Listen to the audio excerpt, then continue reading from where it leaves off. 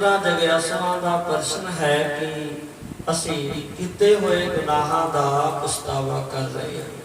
ਤੇ ਗੁਰੂ ਸਾਹਿਬ ਬਚਨ ਕਰਦੇ ਆ, ਕੋਟ ਭਾਵ ਖੰਡੇ ਨਿਮਖ ਖਿਆਲ, ਕਿ ਅਕਾਲ ਪੁਰਖ ਪਰਮਾਤਮਾ ਦਾ ਐਸਾ ਹੁਕਮ ਹੈ, ਕਹਿੰਦੇ ਤੁਸੀਂ ਤਾਂ ਇੱਕ ਜਨਮ ਦੀ ਗੱਲ ਕਰਦੇ ਹੋ। ਸਤਿਗੁਰੂ ਮਹਾਰਾਜ ਉਹਨਾਂ ਨੂੰ ਸਮਝਾਉਂਦੇ ਨੇ, ਤੁਸੀਂ ਤਾਂ ਭਾਈ ਇੱਕ ਜਨਮ ਦੀ ਗੱਲ ਕਰਦੇ ਹੋ, ਤੇ ਜੇ ਤੁਸੀਂ ਬਾਣੀ ਪੜ੍ਹਨ ਲੱਗ ਜਾਓ, ਜੇ ਤੁਸੀਂ ਸਿਮਰਨ ਕਰਨ ਲੱਗ ਜਾਓ, ਭਜਨ ਕਰਨ ਲੱਗ ਜਾਓ, ਸੇਵਾ ਕਰਨ ਲੱਗ ਜਾਓ, ਤੇ ਤੁਹਾਡੇ ਕੋਟ ਭਾਵ ਖੰਡੇ। ਇੱਕ ਜਨਮ ਦੀ ਗੱਲ ਨਹੀਂ ਹੈ, ਭਵ ਨਾਮ ਹੈ ਜਨਮ ਦਾ, ਤੇ ਕੋਟ ਨਾਮ ਹੈ ਕਰੋੜ ਦਾ। ਇੱਕ ਜਨਮ ਦੀ ਕੀ ਗੱਲ ਕਰਦੇ ਹੋ, ਜੇ ਕਰੋੜਾਂ ਜਨਮਾਂ ਦੇ ਵੀ ਪਾਪ ਕੀਤੇ ਹੋਣਗੇ, ਖੰਡੇ ਦਾ ਭਾਵ ਹੈ ਨਾਸ਼ ਹੋ ਜਾਣਗੇ। ਨਿਮਖ ਖਿਆਲ, ਕਿ ਜਦੋਂ ਤੁਹਾਡਾ ਇੱਕ ਨਿਮਖ ਮਾਤਰ ਪਰਮਾਤਮਾ ਦੇ ਚਰਨਾਂ ਵਿੱਚ, ਵਾਹਿਗੁਰੂ ਦੇ ਚਰਨਾਂ ਵਿੱਚ ਇਹ ਖਿਆਲ, ਇਹ ਮਨ ਜੁੜ ਗਿਆ। ਪਰ ਸਾਧ ਸੰਗਤ ਜੀ, ਜਿਵੇਂ ਆਪਾਂ ਇਸ ਵਿਚਾਰ ਨੂੰ ਸਮਝਦੇ ਆ, ਜੋ ਗੁਰੂ ਸਾਹਿਬ ਸਾਨੂੰ ਦੱਸਦੇ ਆ ਕਿ ਕਿਨਕਾ ਏਕ ਜਿਸ ਜੀ ਵਸਾਵੈ, ਤਾਂ ਕਿ ਮਹਿਮਾ ਗਨੀ ਨਾ ਆਵੇ। ਕਿ ਜਦੋਂ ਭਾਈ ਹਿਰਦੇ 'ਚ ਇੱਕ ਕਿਨਕਾ ਵੀ ਵਸ ਜਾਵੇ, ਤੇ ਕਹਿੰਦੇ ਉਹਦੀ ਮਹਿਮਾ ਕਹੀ ਨਹੀਂ ਜਾ ਸਕਦੀ। ਪਰ ਆਪਾਂ ਨੂੰ ਸਾਧ ਸੰਗਤ ਇਸ ਦਾ ਵੀ ਪਤਾ ਹੈ ਕਿ ਇੱਕ ਕਿਨਕਾ ਬਣਾਉਣ ਵਾਸਤੇ ਕਿੰਨੀ ਮਿਹਨਤ ਲੱਗ ਜਾਂਦੀ ਹੈ।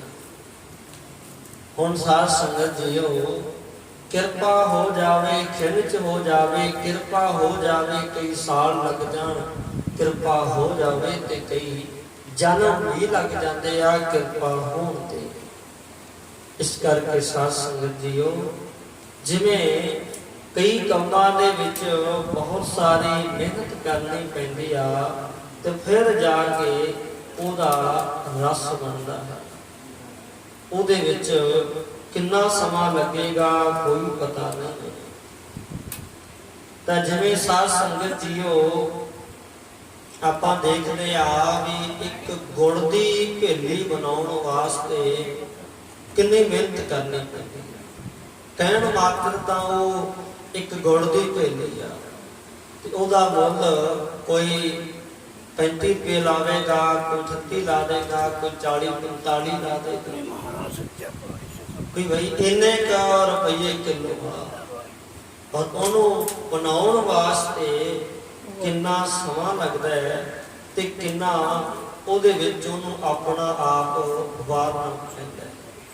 ਕਹਿਣ ਮਾਤਰ ਤੇ ਥੋੜੀ ਜਿਹੀ ਹੈ ਨਾ, ਛੋਟੀ ਜਿਹੀ ਲੱਗਦੀ ਹੈ ਭੇਲੀ, ਪਰ ਦੇਖੋ ਸਾਧ ਸੰਗਤ, ਇੱਕ ਭੇਲੀ ਨੂੰ ਬਣਾਉਣ ਵਾਸਤੇ ਪਹਿਲਾਂ ਉਸ ਖੇਤ ਨੂੰ ਵਾਹਿਆ, ਫਿਰ ਉਹਨੂੰ ਚੰਗੀ ਤਰ੍ਹਾਂ ਵਾਹ ਕੇ ਉਹਦੇ ਵਿੱਚ ਗੰਨਾ ਲਾਇਆ, ਫਿਰ ਉਹ ਗੰਨਾ ਉੱਗਿਆ, ਫਿਰ ਉਹਦੀ ਸੰਭਾਲ ਵੀ ਕੀਤੀ। ਹਰ ਤਰ੍ਹਾਂ ਕਰਕੇ ਕੋਈ ਪਸ਼ੂ ਜਾਨਵਰ ਗੰਨਾ ਤੋੜ ਨਾ ਦੇਵੇ, ਨੁਕਸਾਨ ਨਾ ਕਰ ਦੇਵੇ, ਉਹਦੀ ਸੰਭਾਲ ਵੀ ਕਿੰਨੀ ਕੀਤੀ ਆ। ਫਿਰ ਜਾ ਕੇ ਕਿਤੇ ਉਸ ਗੰਨੇ ਨੂੰ ਜਦੋਂ ਤਿਆਰ ਹੋ ਜਾਂਦਾ ਹੈ, ਫਿਰ ਉਹਨੂੰ ਉੱਤੋਂ ਵੀ ਕੱਟਿਆ ਜਾਂਦਾ ਹੈ, ਤੇ ਥੱਲੋਂ ਵੀ ਕੱਟਿਆ ਜਾਂਦਾ ਹੈ, ਤੇ ਆਸੇ ਪਾਸੇ ਤੋਂ ਉਹਨੂੰ ਛਿਲਿਆ ਵੀ ਜਾਂਦਾ ਹੈ। ਜਿਹੜਾ ਉਹਦਾ ਆਗ ਹੁੰਦਾ ਹੈ, ਉਹ ਵੀ ਲਾਉਣਾ ਪੈਂਦਾ ਹੈ। ਤੇ ਫਿਰ ਸਾਧ ਸੰਗਤ ਜੀ, ਉਹਨੂੰ ਕੁल्हाड़ी ਦੇ ਵਿੱਚ ਪਾਇਆ ਜਾਂਦਾ ਹੈ। ਉਹਦਾ ਜਿਹੜਾ ਜੂਸ ਹੈ, ਜਿਹੜਾ ਉਹਦਾ ਰਸ ਹੈ, ਉਹਨੂੰ ਚੰਗੀ ਤਰ੍ਹਾਂ ਕੱਢਿਆ ਜਾਂਦਾ, ਨਿਚੋੜਿਆ ਜਾਂਦਾ ਹੈ। ਤੇ ਫਿਰ ਜਦੋਂ ਚੰਗੀ ਤਰ੍ਹਾਂ ਨਿਚੋੜਿਆ ਜਾਂਦਾ ਹੈ, ਤੇ ਫਿਰ ਸਾਧ ਸੰਗਤ ਜੀ ਉਹਨੂੰ ਵੱਡੇ ਵੱਡੇ ਕੜਾਹਿਆਂ ਦੇ ਵਿੱਚ ਪਾ ਕੇ ਉਬਾਲਿਆ ਜਾਂਦਾ ਹੈ। ਵਿੱਚ ਕੋਈ ਸਿਰਕਾ ਵਗੈਰਾ ਪਾਇਆ ਜਾਂਦਾ, ਜਿਹਦੇ ਨਾਲ ਕੋਈ ਉਹਦੀ ਜਿਹੜੀ ਮੈਲ ਹੈ ਉਹ ਵੱਖਰੀ ਹੋ ਸਕੇ। ਤੇ ਫਿਰ ਸਾਧ ਸੰਗਤ ਜੀ ਉਬਾਲਿਆ ਜਾਂਦਾ ਹੈ, ਫਿਰ ਹੋਰ ਚੀਜ਼ਾਂ ਪਾਈਆਂ ਜਾਂਦੀਆਂ ਨੇ, फिर बर्तना दे विच तैयार करके पाया जाता है। फिर जाके किते कहते बहुती मेहनत तो बाद वो भेली बनती है। हुण आपां इसनूं समझण दा यतन करना है भाई।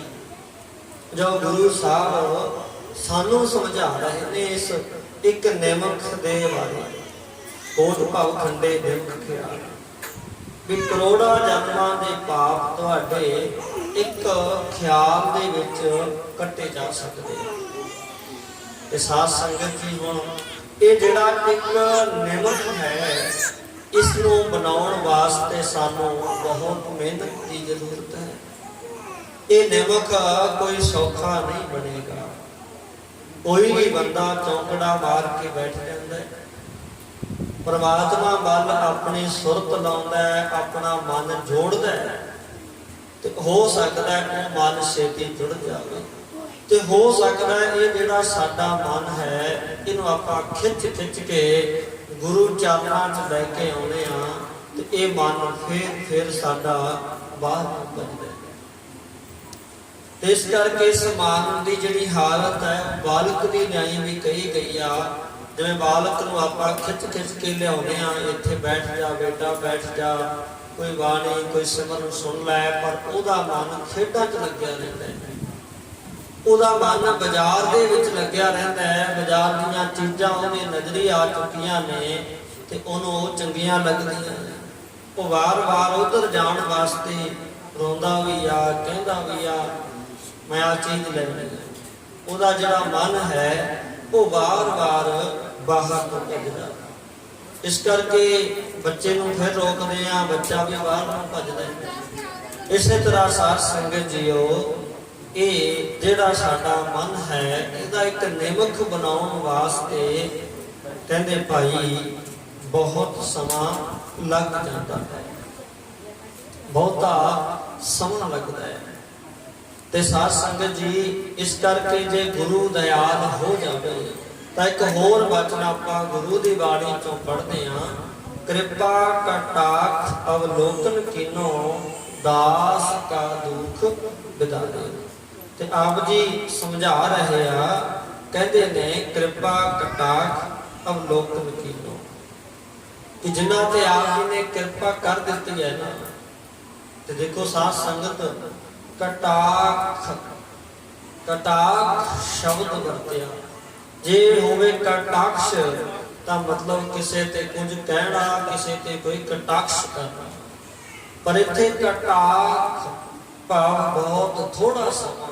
कहते जेकर परमात्मा कृपा करे, जे आपां गुरु दी हजूरी विच आके बैठिए ते गुरु साडे ते एक मेहर दी नज़र पा देवे ते ओह आप नज़र पा के कृपा दी थोड़े समय च भी साडा उद्धार कर सके।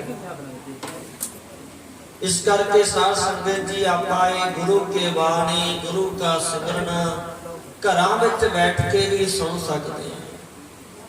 घरां दे विच सुन के भी चाहे गुरमुख प्यारे बाणी दा सिमरन दा कथा कीर्तन का आनंद ले रहे हैं, आनंद लेंदे ने। पर साध संगत जी जो जो गुरु की हजूरी दे विच आके आनंद प्राप्त होंदा है ओदी महिमा ओदी उपमा ते आपां कही नहीं सकते। क्योंकि घर बैठिया साडे शरीर की हाजरी नहीं लगती, साडे मन की हाजरी ते लग जाती है। पर इत्थे साध संगत जदों आपां घरां चों चल के गुरु की हजूरी दे विच आके बैठांगे, बाणी नूं सुणांगे, पढ़ांगे, इत्थे साडे शरीर की हाजरी भी लगनी है ते साडे मन की हाजरी भी लगनी है ते वाहिगुरू शब्द कहांगे, इत्थे साडी बाणी की बोल की हाजरी भी लग जाएगी। इसे करके साध संगत जी इत्थे जे बैठांगे ते गुरु साहब साडे ते खुश होके अपनी एक मेहर की नजर पा देंगे तो इत्थे साडे ते एक खिरचरी कृपा हो जाती है।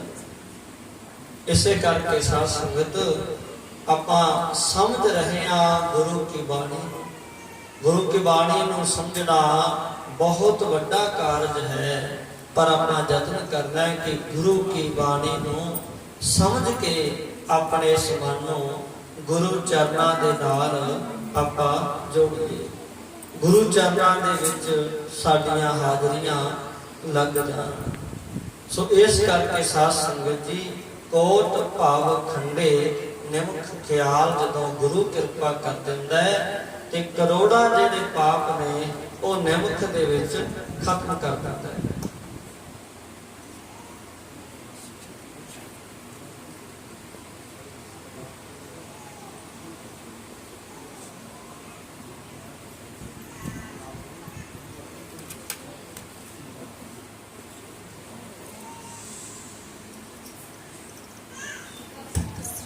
ਸੋ ਸਾਧ ਸੰਗਤ, ਸਤਿਗੁਰੂ ਮਹਾਰਾਜ ਸਮਝਾਉਂਦੇ ਆ, ਕੋਟ ਭਾਵ ਖੰਡੇ ਨਿਮਖ ਖਿਆਲ।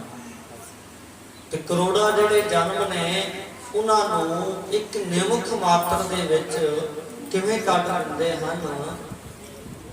ਤੇ ਸਾਧ ਸੰਗਤ ਜੀ, ਆਪ ਜੀ ਗੁਰਬਾਣੀ ਵਿੱਚ ਬਹੁਤ ਸਾਰੇ ਪ੍ਰਮਾਣ ਹੋਰ ਵੀ ਹੁੰਦੇ ਆ।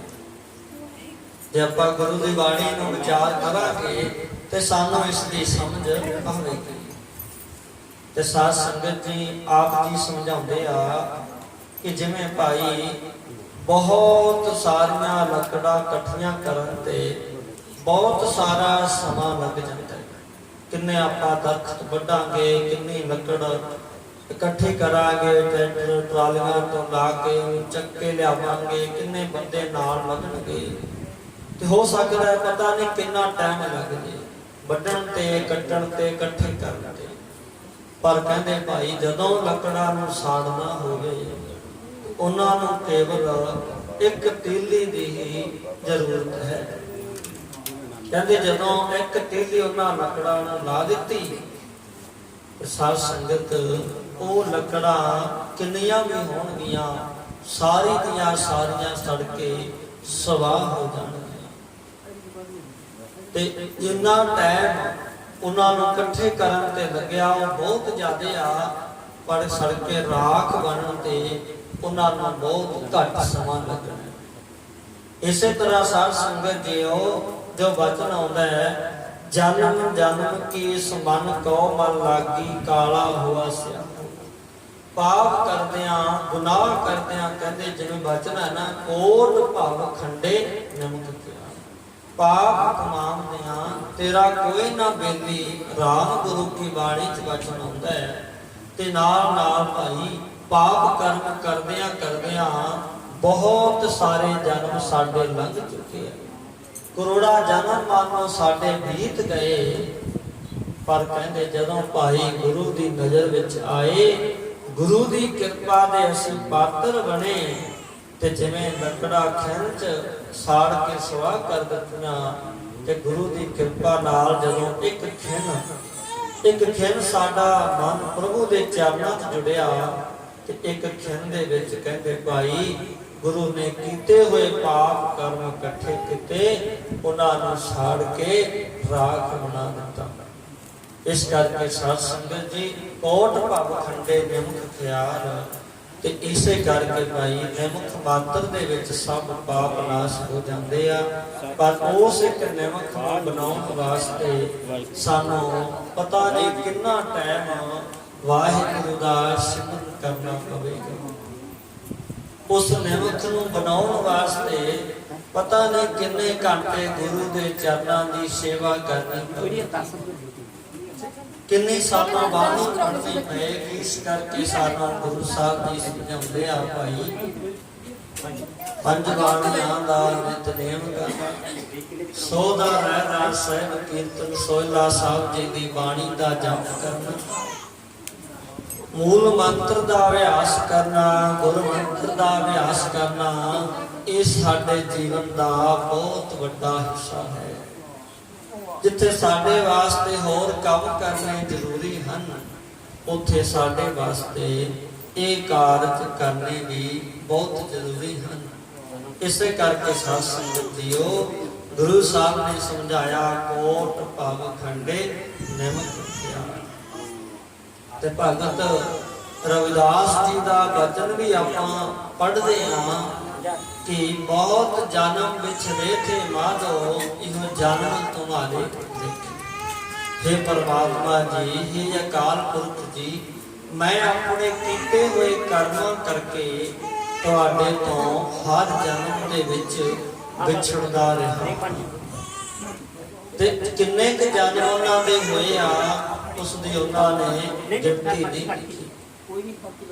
हे परमात्मा जी, हे अकाल पुरख जी, मैं बहुत सारे जन्मां दा तेथों विछड़िया रहा, पर मैं चाहता हाँ इस बार मैं तेरे विच अभेद हो जावां, तेरे विच मिल जावां ते मैनूं दोबारा दोबारा जन्म जन्म दे विच आउणा ना पवे। इस करके वचन करते ने ये जन्म तुम्हारे लिखे। हे परमात्मा जी, हे ईश्वर जी, मैं अपना सारे दा सारा जन्म ਤੁਹਾਡੇ ਸੇਵਾ ਦੇ ਵਿੱਚ, ਤੁਹਾਡੇ ਚਰਨਾਂ ਦੇ ਵਿੱਚ, ਤੁਹਾਡੇ ਲੇਖੇ ਦੇ ਵਿੱਚ ਹੀ ਲਾ ਦਿੱਤਾ ਹੈ, ਤਾਂ ਕਿ ਮੈਂ ਆਪ ਜੀ ਦਾ ਸਿਮਰਨ ਕਰਕੇ ਇਹ ਜੀਵਨ ਤੁਹਾਡੇ ਲੇਖੇ ਦੇ ਵਿੱਚ ਲਾ ਸਕਾਂ।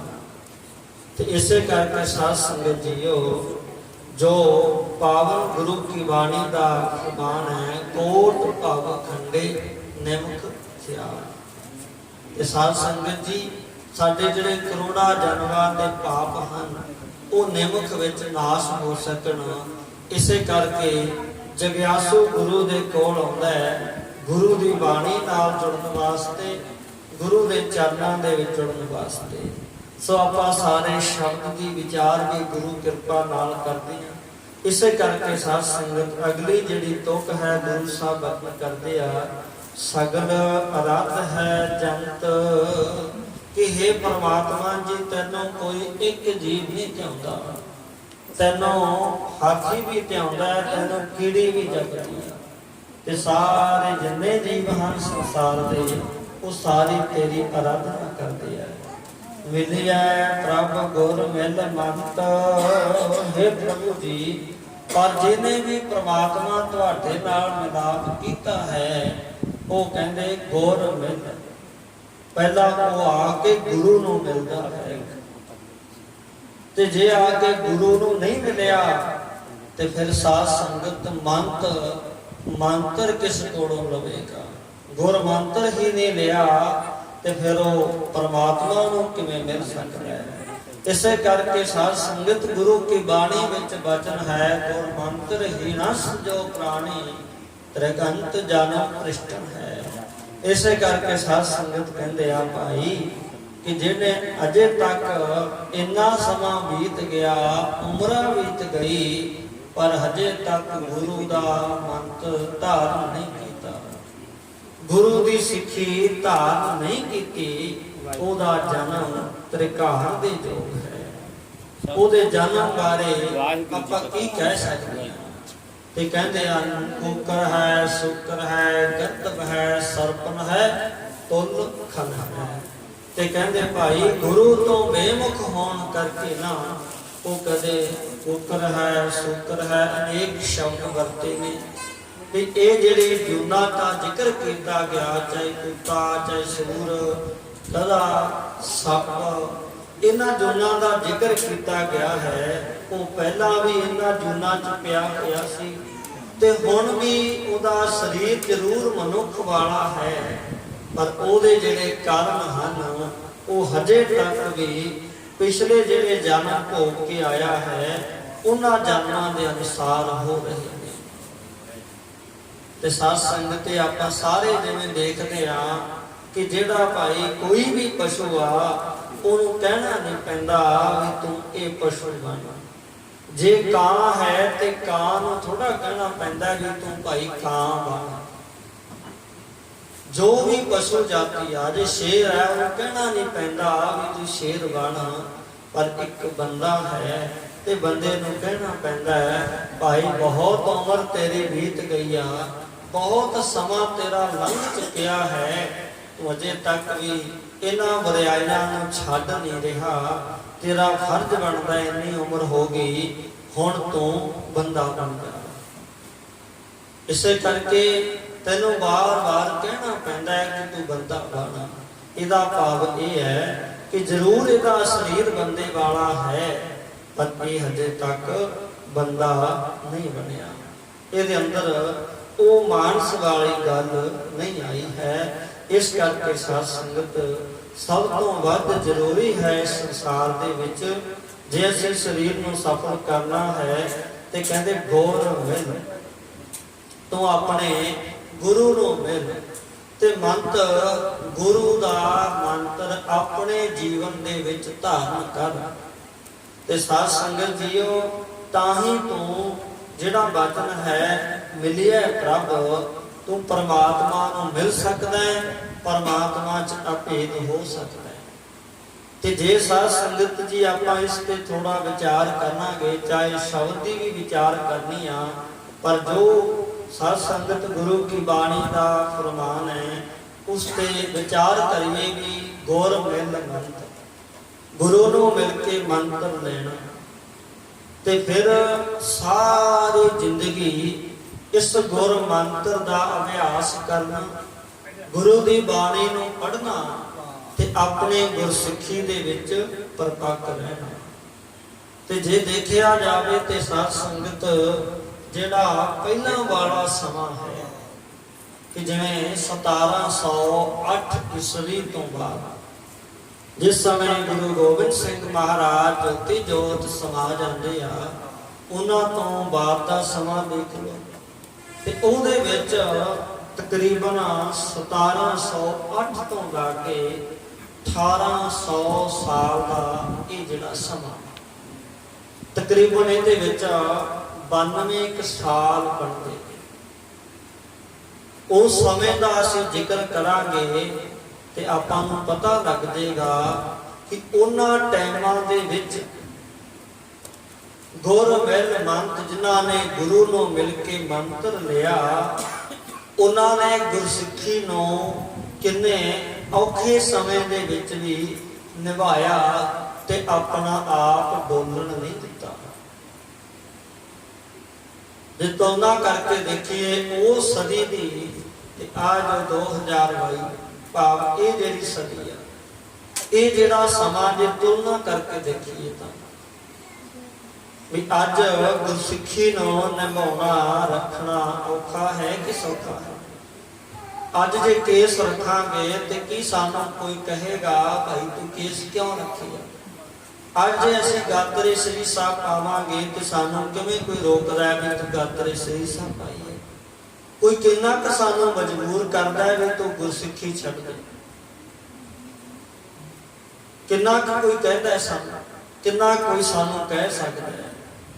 ਤੇ ਉਹਨਾਂ ਟਾਈਮਾਂ ਦੇ ਬਾਰੇ ਦੇਖੋ, ਉਹਨਾਂ ਸਮੇਂ ਬਾਰੇ ਦੇਖੋ ਕਿ ਜਦੋਂ ਇੱਕ ਪਾਸੇ ਤੇ ਬਾਦਸ਼ਾਹ ਦੀ ਕਹਿ ਲਓ ਜ਼ੁਲਮੀ ਸਰਕਾਰ ਦੀ ਤਲਵਾਰ ਰੱਖੀ ਹੁੰਦੀ ਸੀ, ਆ ਤਲਵਾਰ ਤਿੱਖੀ ਕਰਕੇ ਰੱਖੀ ਆ ਜਲਾਦ ਨੇ।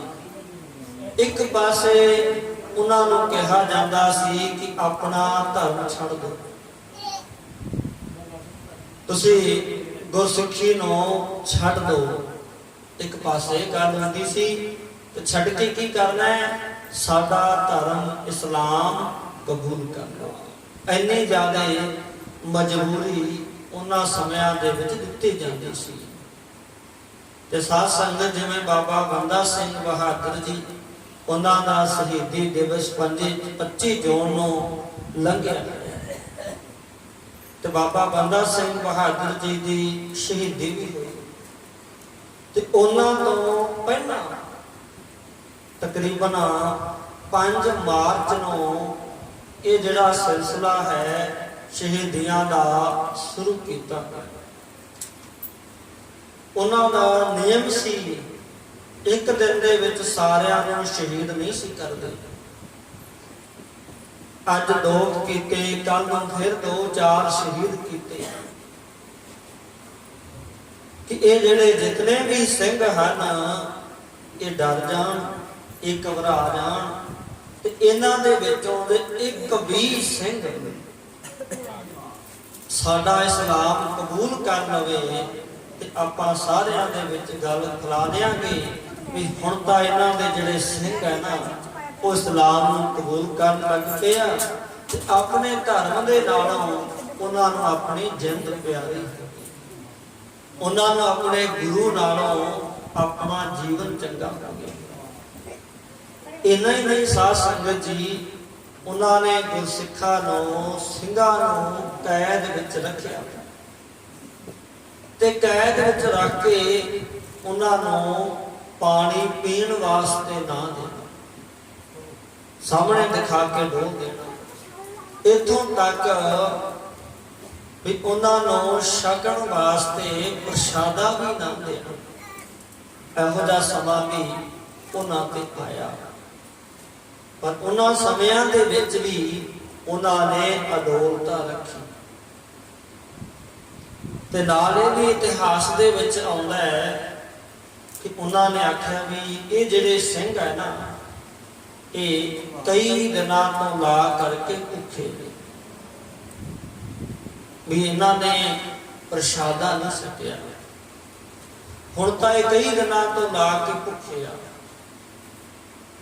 ਤੇ ਮਨ ਚਾਹੁੰਦਾ ਵੀ ਜੇਕਰ ਆਪਾਂ ਦੋ ਪ੍ਰਸ਼ਾਦੇ ਇਸ ਜੇਲ੍ਹ ਵਿੱਚ ਪਾਵਾਂਗੇ, ਰੱਖ ਦਿਆਂਗੇ ਤੇ ਇਹ ਆਪਸ ਵਿੱਚ ਲੜ ਪੈਣਗੇ, ਝਗੜੇ ਕਰਨਗੇ।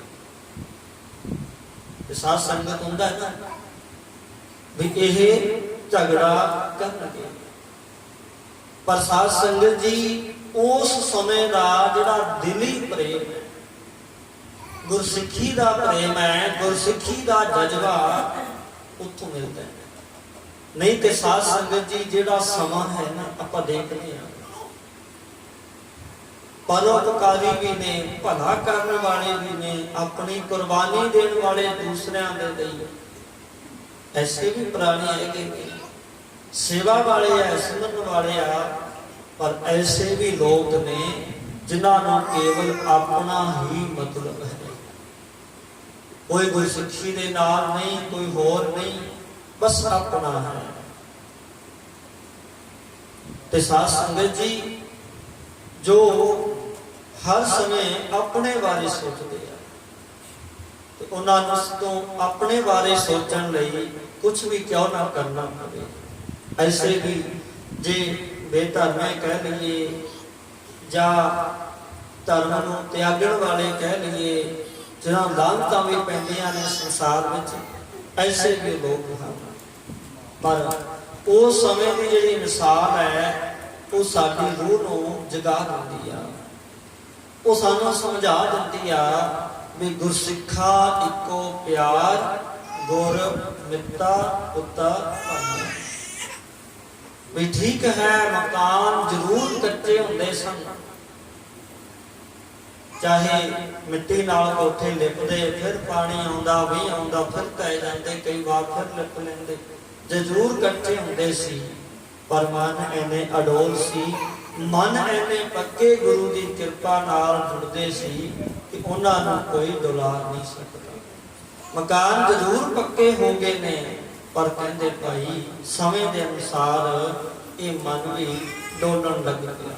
ਹਰ ਇੱਕ ਮਨ ਦੇ ਵਿੱਚ ਚਿੰਤਾ, ਫਿਕਰ, ਝੋਰਾ ਲੱਗਿਆ ਰਹਿੰਦਾ ਹੈ, ਅਸ਼ਾਂਤੀ ਲੱਗੀ ਰਹਿੰਦੀ ਆ, ਤੇ ਈਰਖਾ ਦਵੈਸ਼ ਦਾ ਜਿਹੜਾ ਰੋਗ ਹੈ ਇਹ ਦਿਨ ਪ੍ਰਤੀ ਦਿਨ ਵਧਦਾ ਜਾ ਰਿਹਾ ਹੈ।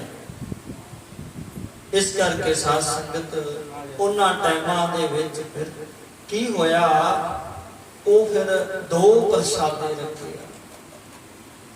ਤੇ ਸਾਧ ਸੰਗਤ ਜੀ ਜਿਹੜੇ ਵੱਡੇ ਨੇ ਉਹਨਾਂ ਦੇ ਵਿੱਚ ਕਹਿੰਦੇ ਨੇ ਇੱਕ ਬੱਚਾ ਹੈ, ਇੱਕ ਉਹ ਜਿਹਨੂੰ ਜਵਾਨੀ ਆ ਰਹੀ ਹੈ, ਚੜ੍ਹਦੀ ਜਵਾਨੀ ਵਾਲਾ, ਇੱਕ ਉਹ ਹੈ ਜਿਹੜਾ ਪੂਰਨ ਜੌਬਨ ਅਵਸਥਾ ਚ ਹੈ, 40-42 ਸਾਲ ਉਮਰ ਹੈ, ਇੱਕ ਉਹ ਹੈ ਕਹਿੰਦੇ ਭਾਈ ਜਿਹੜਾ ਬਜ਼ੁਰਗ 75-80 ਸਾਲ ਦੇ ਕਰੀਬ ਹੈ।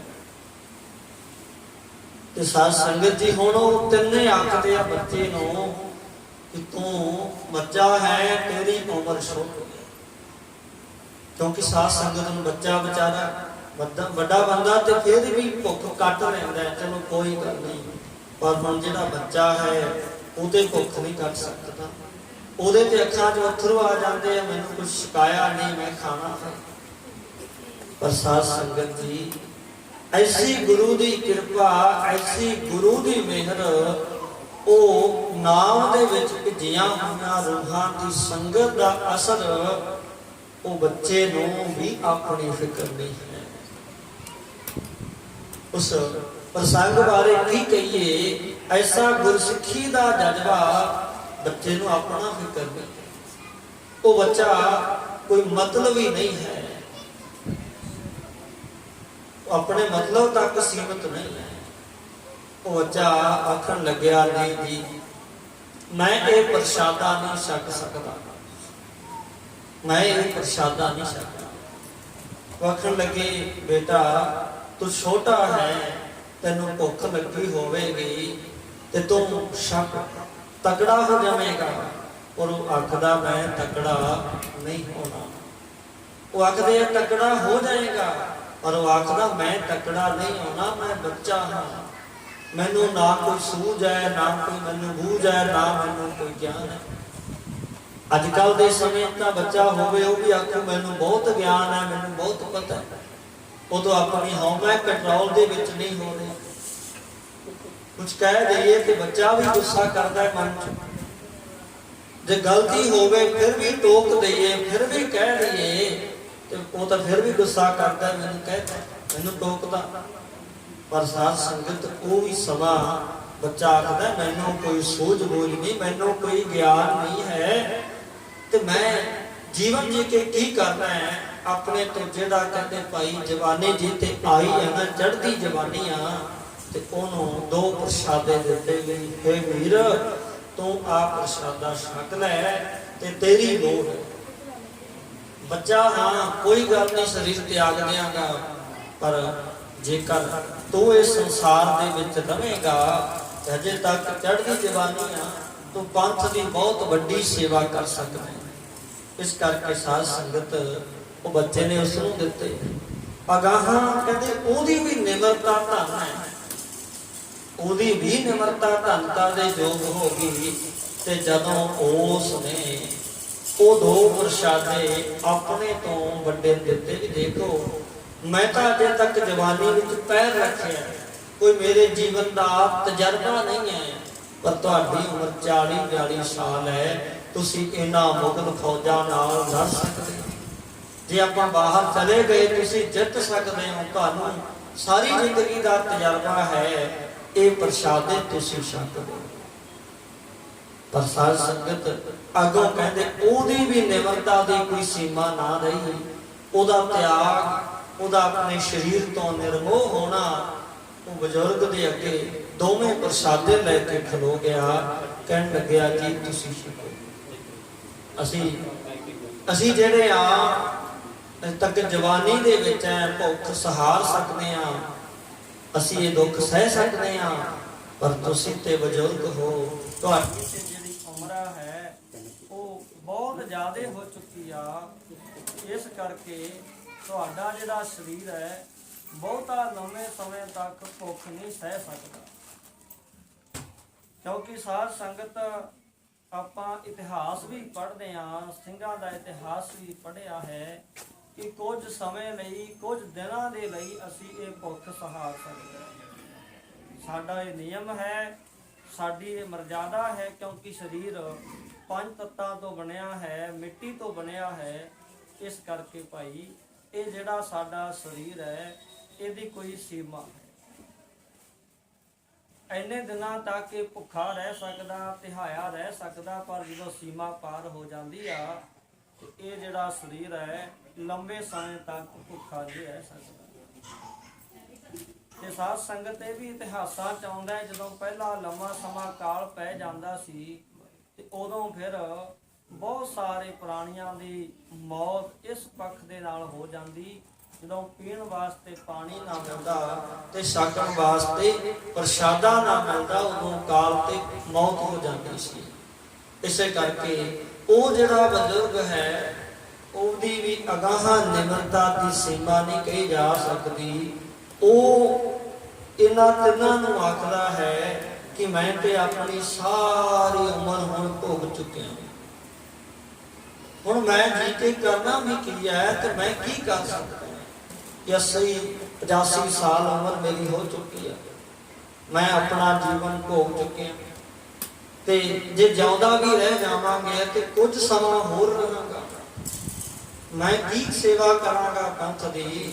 ਪਰ ਤੁਸੀਂ ਤਿੰਨੇ ਹੋ, ਤੁਸੀਂ ਜੇ ਭੋਜਨ ਸਕੋਗੇ, ਇਹ 2 ਪ੍ਰਸ਼ਾਦੇ ਸਕੋਗੇ, ਕੁਝ ਦਿਨ ਹੋਰ ਰਹਿ ਗਏ, ਹੋ ਸਕਦਾ ਇੱਥੋਂ ਚਲੇ ਜਾਈਏ ਤੇ ਤੁਸੀਂ ਜਾ ਕੇ ਪੰਥ ਦੀ ਸੇਵਾ ਤਾਂ ਕਰੋਗੇ, ਤੁਸੀਂ ਜਾ ਕੇ ਗੁਰਸਿੱਖਾਂ ਨੂੰ ਇਕੱਠੇ ਤਾਂ ਕਰੋਗੇ, ਫਿਰ ਫੌਜ ਬਣਾਓਗੇ, ਫਿਰ ਆਪਾਂ ਜੰਗ ਲੜਾਂਗੇ। ਇਸ ਕਰਕੇ ਉਹਨੇ ਬੱਚੇ ਨੂੰ ਕਿਹਾ ਕਿ ਬੇਟਾ ਆਹ ਜਿਹੜੇ ਪ੍ਰਸ਼ਾਦੇ ਆ ਤੁਸੀਂ ਛਕ ਲਓ, ਤੁਹਾਨੂੰ ਜ਼ਰੂਰਤ ਹੈ, ਕਿਉਂ ਛਕ ਲਓ, ਕਿਉਂਕਿ ਤੁਸੀਂ ਸਾਡੇ ਭਵਿੱਖ ਹੋ। ਤੇ ਸਾਧ ਸੰਗਤ ਜਿਹੜੇ ਬੱਚੇ ਹੁੰਦੇ ਆ ਉਹ ਸਾਡੇ ਭਵਿੱਖ ਹੁੰਦੇ ਆ। ਬੱਚਿਆਂ ਨੂੰ ਆਪਾਂ ਜੇ ਗੁਰੂ ਦੀ ਬਾਣੀ ਦੇ ਲੜ ਲਾਵਾਂਗੇ, ਗੁਰੂ ਦੀ ਬਾਣੀ ਨਾਲ ਜੋੜਾਂਗੇ ਤੇ ਸਾਡੇ ਬੱਚੇ ਆਉਣ ਵਾਲੇ ਸਮੇਂ 'ਚ ਸਿੱਖੀ 'ਚ ਰਹਿਣਗੇ, ਸਾਡਾ ਭਵਿੱਖ। ਪਰ ਜੇ ਹੁਣੇ ਤੋਂ ਇਹਨਾਂ ਦੀ ਚਾਹ, ਇਹਨਾਂ ਦੀ ਮਰਜ਼ਾਦਾ ਹੋਰ ਹੋ ਗਈ ਤੇ ਫਿਰ ਭਾਈ ਅਗਾਹ ਆਉਣ ਵਾਲੇ ਸਮੇਂ 'ਚ ਇਹਨਾਂ ਨੂੰ ਗੁਰਸਿੱਖੀ ਵੱਲ ਪ੍ਰੇਰਨਾ ਔਖਾ ਹੋ ਜਾਏਗਾ। ਪਰ ਸਾਧ ਸੰਗਤ ਮੁਗਲ ਫੌਜ ਦੀ ਜਿਹੜੀ ਆਪਣੀ ਇੱਛਾ ਸੀ ਕਿ ਇਹ ਜਦੋਂ ਇੱਦਾਂ ਕਰਨਗੇ ਤੇ ਇਹਨਾਂ ਦੇ ਵਿੱਚ ਲੜਾਈ ਹੋਵੇਗੀ, ਇਹਨਾਂ ਦੇ ਵਿੱਚ ਝਗੜਾ ਹੋਵੇਗਾ ਤੇ ਅਸੀਂ ਆਖਾਂਗੇ ਵੀ ਇਹ ਤੇ ਆਪਸ ਵਿੱਚ ਹੀ ਲੜੀ ਜਾਂਦੇ। ਤੇ ਜਿਵੇਂ ਸਾਧ ਸੰਗਤ ਕਈ ਥਾਵਾਂ ਤੇ ਦੇਖਦੇ ਆ, ਜਦੋਂ ਥੋੜੀ ਜਿਹੀ ਗੱਲ ਤੇ ਆਪਸ ਵਿੱਚ ਲੜਦੇ ਆ, ਉਹ ਲੜਨ ਵਾਲਿਆਂ ਦਾ ਕੀ ਜਾਂਦਾ ਹੈ, ਇਹਦੇ ਚ ਨਰਾਦਰੀ ਹੁੰਦੀ ਆ ਤੇ ਪੰਥ ਦੀ ਹੁੰਦੀ ਆ। ਨਰਾਦਰੀ ਹੁੰਦੀ ਆ ਤੇ ਪੰਥ ਦੀ ਹੁੰਦੀ ਆ।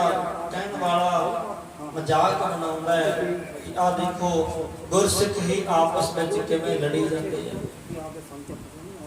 ਤੇ ਇਸ ਕਰਕੇ ਸਾਧ ਸੰਗਤ ਜੀਓ, ਇਹ ਉਹਨਾਂ ਦਾ ਆਪਸੀ ਪ੍ਰੇਮ ਪਿਆਰ ਇਹ ਇਸ ਇਤਿਹਾਸ ਰਾਹੀਂ ਜ਼ਾਹਰ ਹੁੰਦਾ ਹੈ।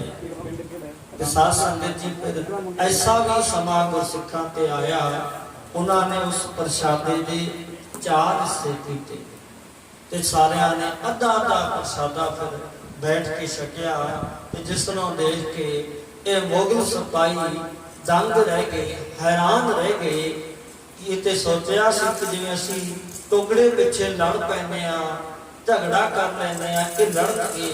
ਤਾਂ ਇਹਨਾਂ ਨੇ ਲੜਨ ਦੀ ਬਜਾਏ ਆਪਣੀ ਗੁਰਸਿੱਖੀ ਨੂੰ, ਆਪਣਾ ਪ੍ਰੇਮ ਪਿਆਰ ਉਹਨੂੰ ਜ਼ਾਹਰ ਕੀਤਾ ਕਿ ਜਿਹੜਾ ਵਚਨ ਆਉਂਦਾ ਹੈ ਵੰਡ ਛਕਣਾ। ਇਹਨਾਂ ਨੇ ਵੰਡ ਛਕਣ ਦੀ ਮਰਜ਼ਾਦਾ ਜਿਹੜੀ ਆਪਣੀ ਆ ਉਹ ਐਸ ਔਖੇ ਸਮੇਂ ਦੇ ਵਿੱਚ ਵੀ ਨਿਭਾਈ ਆ। ਤੇ ਇਸੇ ਕਰਕੇ ਸਾਧ ਸੰਗਤ ਜੀਓ, ਇਹ ਜਿਹੜੇ ਪੁਰਾਤਨ ਜਿੰਨੇ ਇਤਿਹਾਸ ਹੈ, ਇਹਨਾਂ ਦੀ ਉਪਮਾ ਕਹੀ ਨਹੀਂ ਜਾ ਸਕਦੀ। ਇਹ ਸਾਡੇ ਜੀਵਨ ਨੂੰ ਸੇਧ ਦਿੰਦੇ ਆ। ਤੇ ਉੱਥੇ ਜਦੋਂ ਸਿੰਘ ਸ਼ਹੀਦ ਹੁੰਦੇ ਆ, ਹੋਰ ਵੀ ਬਹੁਤ ਸਾਰੇ ਪ੍ਰਸੰਗ ਹੋਏ ਆ ਜਿਨ੍ਹਾਂ ਬਾਰੇ ਇਹ ਦੱਸਿਆ ਜਾਂਦਾ ਹੈ ਕਿ ਉਹਨਾਂ ਨੇ ਚਾਹੇ ਸਿੰਘਾਂ ਨੂੰ, ਇੱਕ ਸਿੰਘ ਨੂੰ ਚਾਹੇ ਇੱਕ ਲੱਕੜ ਬਹੁਤ ਵੱਡੀ ਉਹਨਾਂ ਨੇ ਰੱਖੀ ਹੋਈ ਸੀ, ਉਹ ਤੇ ਸੀਸ ਰੱਖਦੇ ਸੀ, ਸ਼ਹੀਦ ਕਰ ਦਿੰਦੇ ਸੀ। ਏਦਾਂ ਕਰਕੇ ਉਹਨਾਂ ਨੂੰ ਸ਼ਹੀਦ ਕੀਤਾ ਗਿਆ।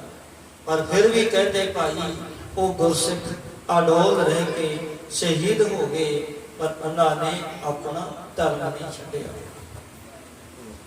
ਤੇ ਇਸੇ ਤਰ੍ਹਾਂ ਸਾਧ ਸੰਗਤ ਜੀ ਸਿੰਘਾਂ ਨੇ ਸ਼ਹੀਦੀਆਂ ਦਿੱਤੀਆਂ। ਬਾਬਾ ਬੰਦਾ ਸਿੰਘ ਬਹਾਦਰ ਜੀ ਆਪ ਸ਼ਹੀਦ ਹੋਏ ਤੇ ਬਾਬਾ ਬਾਜ ਸਿੰਘ ਜੀ, ਜਿਨ੍ਹਾਂ ਦੇ ਨਾਮ ਤੋਂ ਮੁਗਲ ਫੌਜ ਕੰਬ ਉੱਠਦੀ ਸੀ, ਜਿਨ੍ਹਾਂ ਦਾ ਇੱਕ ਨਾਮ ਸੁਣਿਆ ਹੀ ਮੁਗਲ ਫੌਜ ਵਾਸਤੇ ਕਾਫੀ ਸੀ।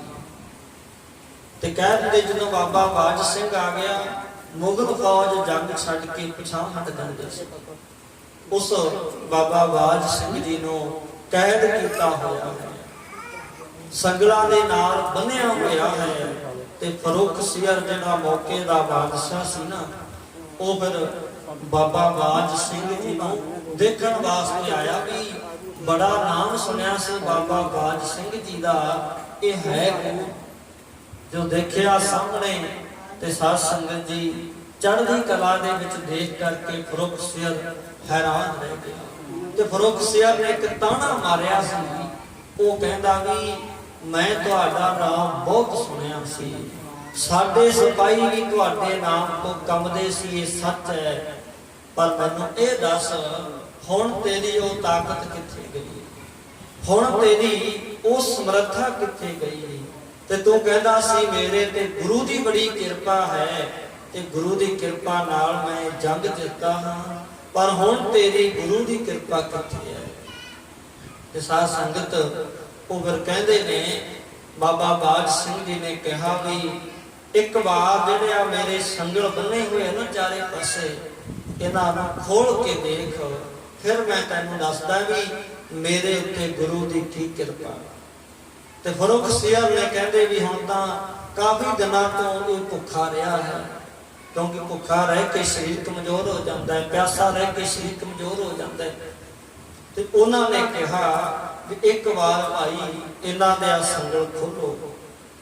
ਇਸ ਕਹਿੰਦੇ ਨੇ ਵੀ ਅਜੇ ਤੱਕ ਇੱਕ ਪਾਸੇ ਦੇ ਸੰਗਲ ਖੋਲੇ ਸੀ, ਇੱਕ ਹੱਥ ਖੁੱਲਿਆ ਸੀ, ਇੱਕ ਉਹਨਾਂ ਦਾ ਪੈਰ ਖੋਲਿਆ ਸੀ, ਇੱਕ ਪਾਸੇ ਦਾ ਹੀ ਅਜੇ ਖੋਲਿਆ ਸੀ। ਤੇ ਜਿਹੜੇ ਤਿੰਨ ਸਿਪਾਹੀ ਸੀ ਨਾ, ਕਹਿੰਦੇ ਉਸੇ ਸੰਗਲ ਦੇ ਵਿੱਚ ਘੁੱਟ ਕੇ ਇੱਕ ਛਿਣ ਵਿੱਚ ਉਹਨਾਂ ਨੂੰ ਮਾਰ ਦਿੱਤਾ। ਤੇ ਜਿਨ੍ਹਾਂ ਨੇ ਹੋਰ ਫੜਿਆ ਹੋਇਆ ਸੀ ਤੇ ਉਹਨਾਂ ਤਿੰਨਾਂ ਨੂੰ ਮਾਰਿਆ, ਉਹ ਤੇ ਵੈਸੇ ਹੀ ਡਿੱਗ ਪਏ।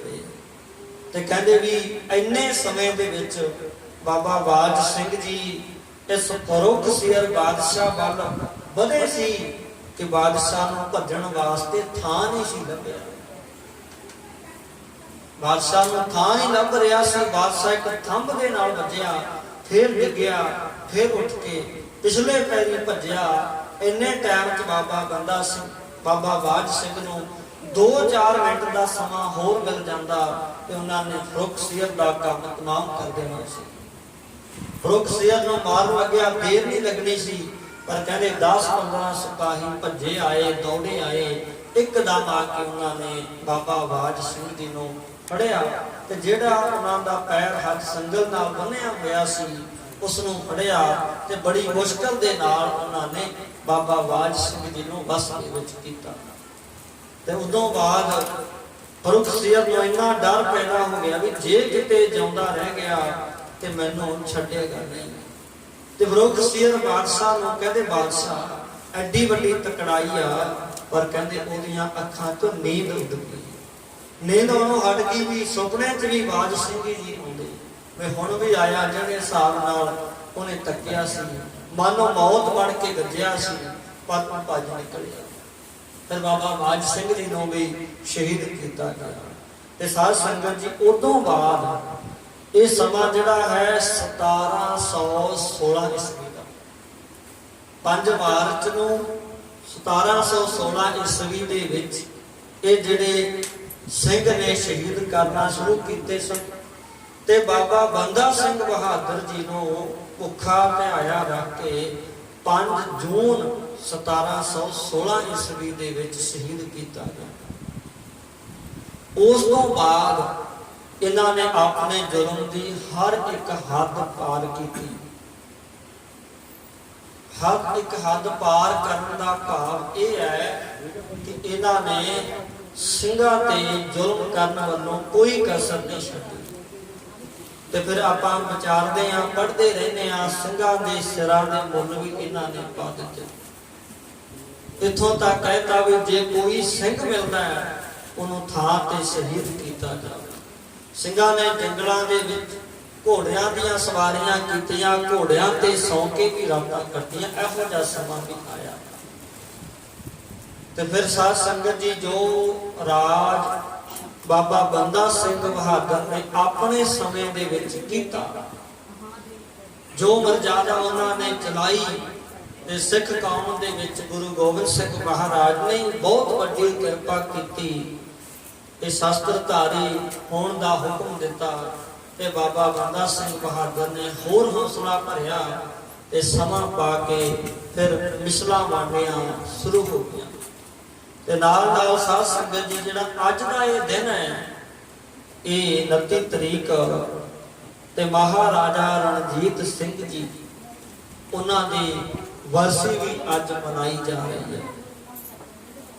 ਤੇ ਮਹਾਰਾਜਾ ਰਣਜੀਤ ਸਿੰਘ ਜੀ ਦਾ ਜੀਵਨ ਬਹੁਤ ਵੱਡਾ ਹੈ, ਜਿੰਨੀ ਵੀ ਵਿਆਖਿਆ ਕਰਾਂਗੇ ਉਹਨਾਂ ਥੋੜਾ ਰਹਿ ਜਾਣਾ, ਕਿਉਂਕਿ ਇਹ ਜਿਹੜਾ ਇਤਿਹਾਸ ਹੈ ਮਹਾਰਾਜਾ ਰਣਜੀਤ ਸਿੰਘ ਜੀ ਦਾ, ਇਹ ਬਹੁਤ ਲੰਬਾ ਹੈ।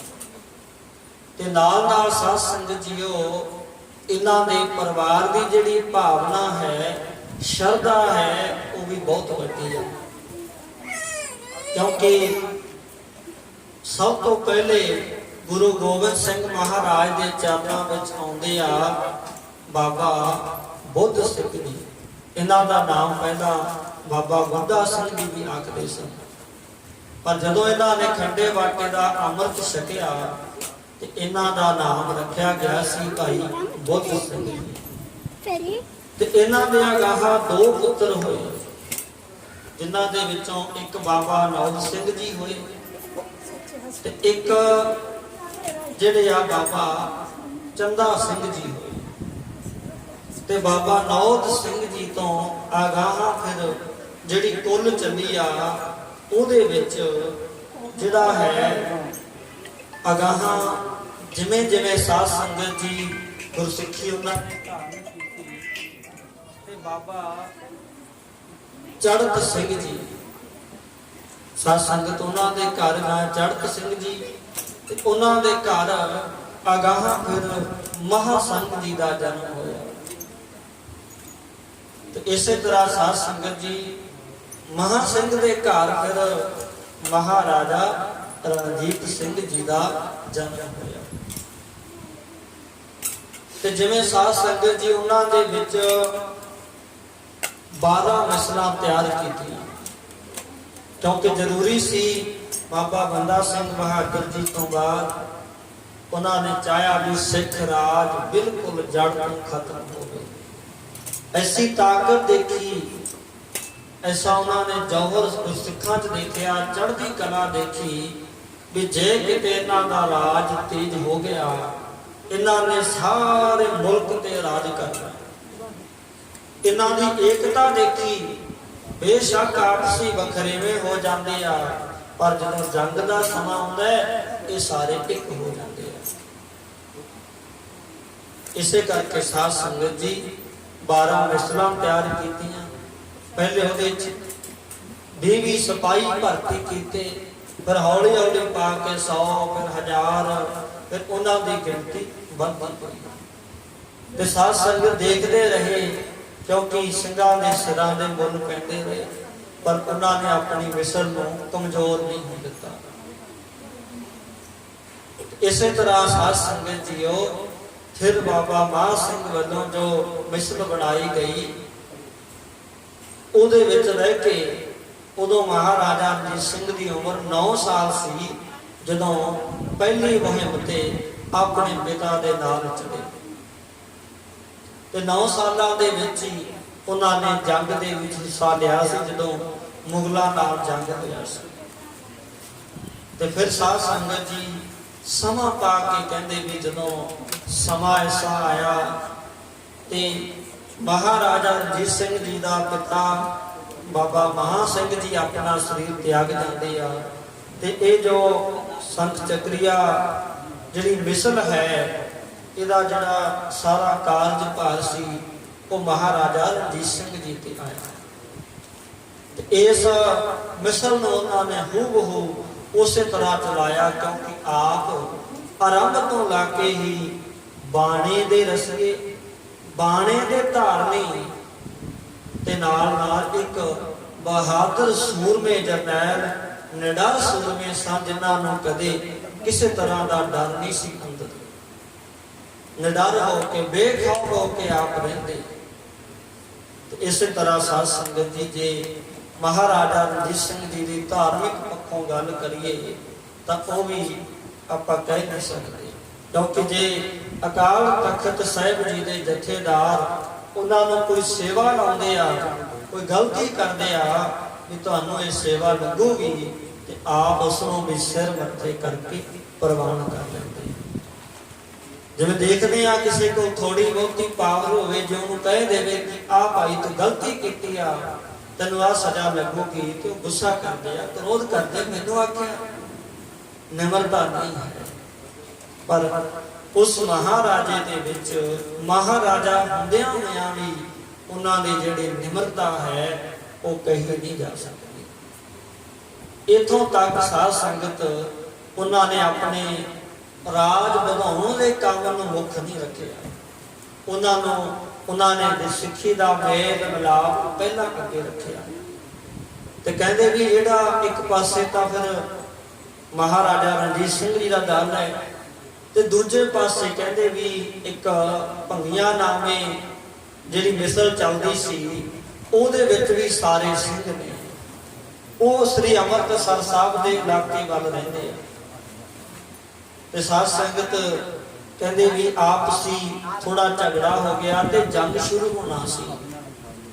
ਤੇ ਜਦੋਂ ਜੰਗ ਸ਼ੁਰੂ ਹੋਣਾ ਸੀ ਤੇ ਮਹਾਰਾਜਾ ਰਣਜੀਤ ਸਿੰਘ ਆਪਣੇ ਤੋਪਖਾਨੇ ਲੈ ਕੇ ਜਦੋਂ ਸ੍ਰੀ ਅੰਮ੍ਰਿਤਸਰ ਸਾਹਿਬ ਦੇ ਇਲਾਕੇ ਵਿੱਚ ਆਏ, ਤੇ ਉਹਨਾਂ ਦੇ ਅੰਦਰ ਦੀ ਭਾਵਨਾ ਉਹ ਫਿਰ ਕਹਿਣ ਲੱਗੇ ਆਪਣੇ ਨਾਲ ਦੇ ਸਾਥੀਆਂ ਨੂੰ, ਕਹਿਣ ਲੱਗੇ ਵੀ ਚਾਹੇ ਆਪਾਂ ਰਹੀਏ ਨਾ ਰਹੀਏ, ਪਰ ਆਪਾਂ ਸ੍ਰੀ ਹਰਿਮੰਦਰ ਸਾਹਿਬ ਵੱਲ ਆਪਣੀ ਤੋਪ ਦਾ ਮੂੰਹ ਕਰਕੇ ਤੋਪ ਨਹੀਂ ਚਲਾਵਾਂਗੇ।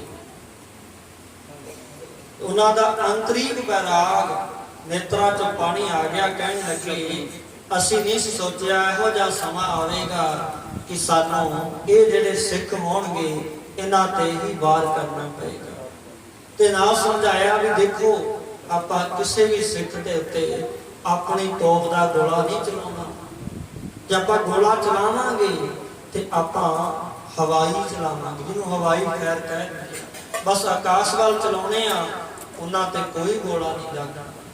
ਤੇ ਮਹਾਰਾਜਾ ਰਣਜੀਤ ਸਿੰਘ ਜੀ ਨੇ ਉਸ ਸਮੇਂ ਕਹਿੰਦੇ ਭਾਈ ਸ੍ਰੀ ਅੰਮ੍ਰਿਤਸਰ ਸਾਹਿਬ ਦੇ ਵਿੱਚ ਗੁਰੂ ਰਾਮਦਾਸ ਮਹਾਰਾਜ ਦੇ ਚਰਨਾਂ 'ਚ ਬੇਨਤੀ ਕੀਤੀ ਕਿ ਮਹਾਰਾਜ ਇਹੋ ਜਿਹਾ ਸਮਾਂ ਮੈਥੋਂ ਦੇਖਿਆ ਨਹੀਂ ਜਾਂਦਾ। ਇਹ ਸਿੱਖ ਸਾਡੇ ਤੇ ਹਮਲਾ ਕਰਨਗੇ, ਅਸੀਂ ਇਹਨਾਂ ਤੇ ਹਮਲਾ ਕਰਾਂਗੇ।